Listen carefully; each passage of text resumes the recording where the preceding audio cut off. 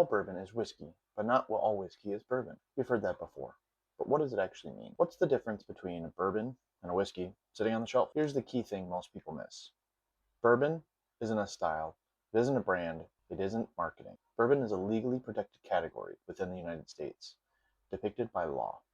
Miss even one of them, and it's not bourbon. Hi everyone, I'm Erik from the Mixologist Journal. Today I'm breaking down exactly what makes bourbon bourbon. By the end of the video, you'll be able to walk into any liquor store and instantly understand what is bourbon, what is whiskey, what you're buying, what you're paying for, and why some bottles say bourbon and some say whiskey. Let's get into it. Before we hit the first 5 rules, you need some context. So in 1964, the U.S. Congress officially declared bourbon the America's native spirit, which gave bourbon that legal description, similar to how champagne or scotch was produced. These rules come from the Alcohol and Tobacco Tax and Trade Bureau, or the TTB.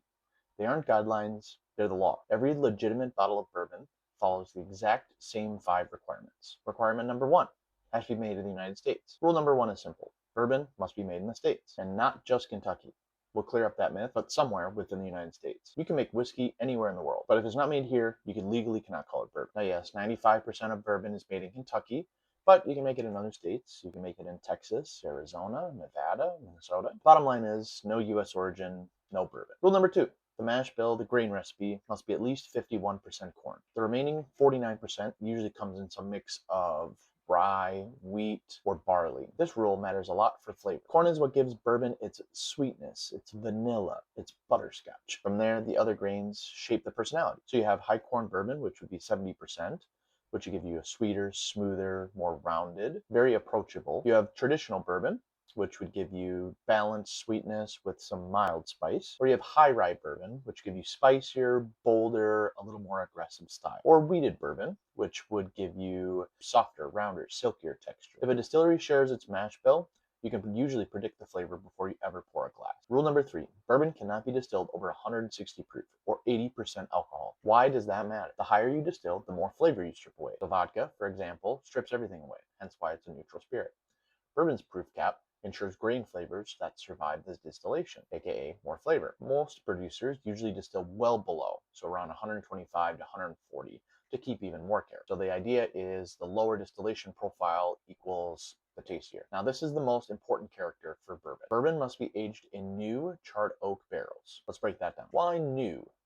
So used barrels have already given up most of their flavor. New barrels deliver intense vanilla, caramel, oak spice. They're expensive, often between $150 to $200 a barrel. It can only be used once for bourbon. After that, they're sold to scotch companies, rum, tequila, and beer products. Why charred? So charring caramelizes the wood sugars. During aging, bourbon pulls out those flavors. Vanilla, brown sugar, toasted oak, butterscotch. During aging, bourbon pulls those out of the barrel. That's where bourbon gets its vanilla profile. This rule alone separates bourbon from almost any other whiskey style in the world. Rule number 5, when bourbon goes into the barrel, it can't be higher than 125 proof.